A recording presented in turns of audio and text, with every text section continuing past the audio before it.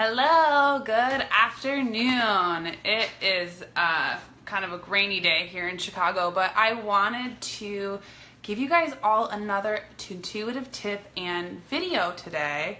And today I wanted to talk about our bodies, because our bodies are the way that we receive information. They're like how we get our guidance. And so often we are so cut off from our bodies, like in so many different ways. A lot of times we tune out, we check out, a lot of times our emotions can feel really uncomfortable to us. So we find different ways to like just disconnect, whether it's watching TV, whether it's, drinking or whatever. I mean, we all have our wonderful ways of tuning the world out. And especially nowadays where there's so much stress, it's easy to just sort of decide, we're like, I don't want to tune into my body. But our bodies are so incredibly important because they are the receptacle in which we receive this information. When we're connected, when we're grounded in our physicality, when we're grounded and we receive our guidance through feeling. And if we are checked out, we're tuned out, we're zoned out, what happens is we don't get that guidance.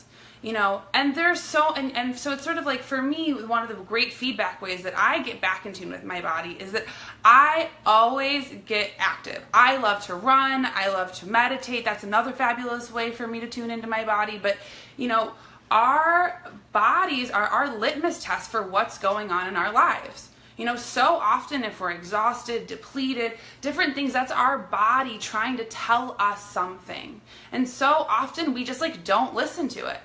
And, moreover, our intuition comes in and it resonates and we feel it.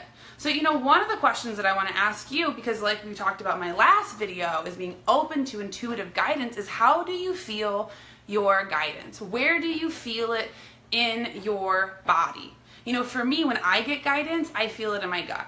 But if I'm not checked in, if I'm super busy or overwhelmed, nowadays there's the endless to-do list that we all have in work. It's like, I'll do 1,010,000 different things and then I'll finally get to the time to sort of check in.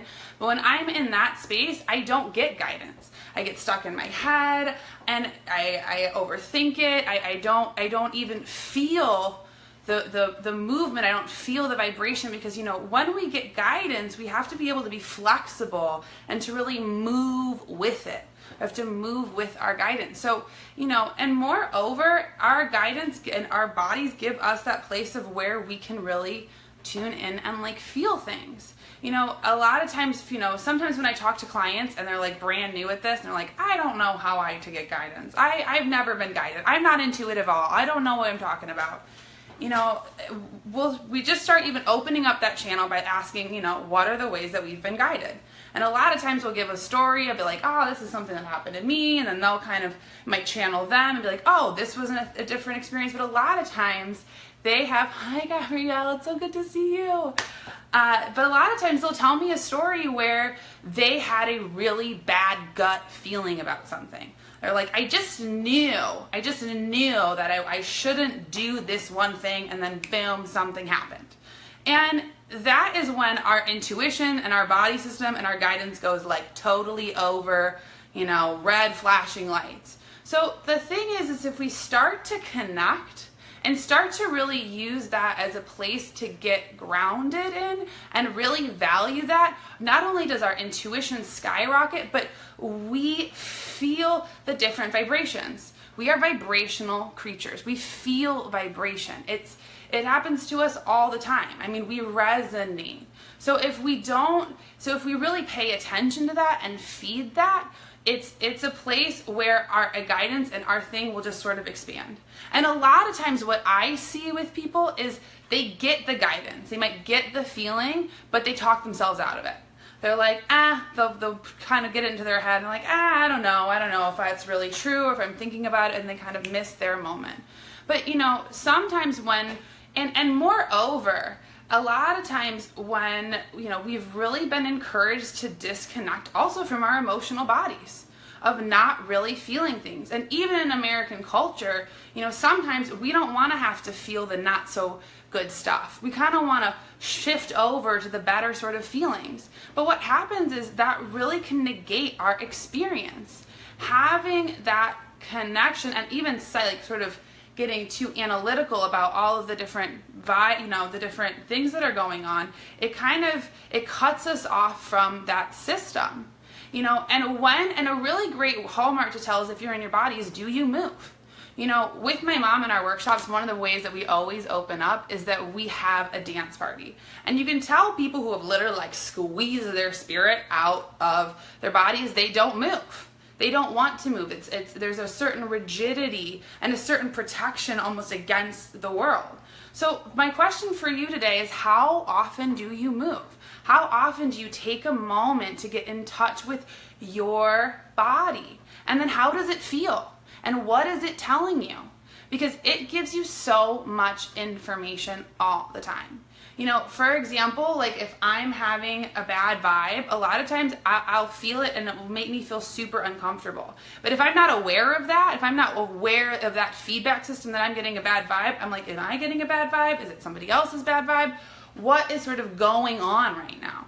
So it's a sense of having that place to start to connect. You know, and our bodies are where our spirits live. You know, they reside in our physicality. You know, a lot of times when we think about getting guidance or intuition, we think that it's something that's out here.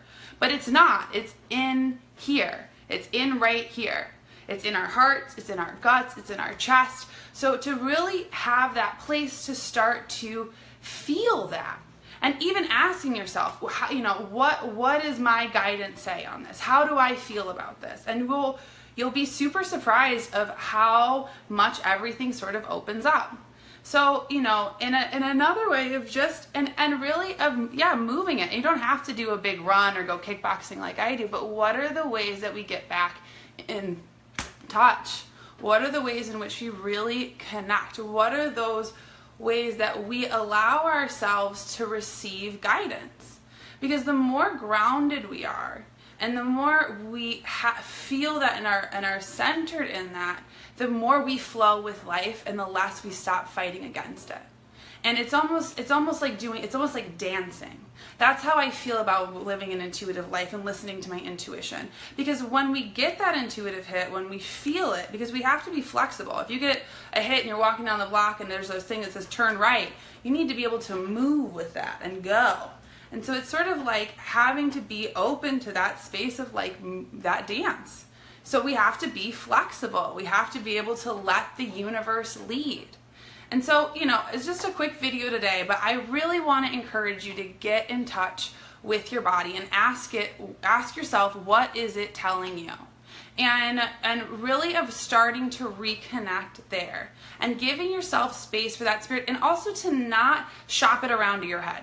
Because a lot of times we get these intuitive hits and then we're like, let me think about it, and then we're not totally sure.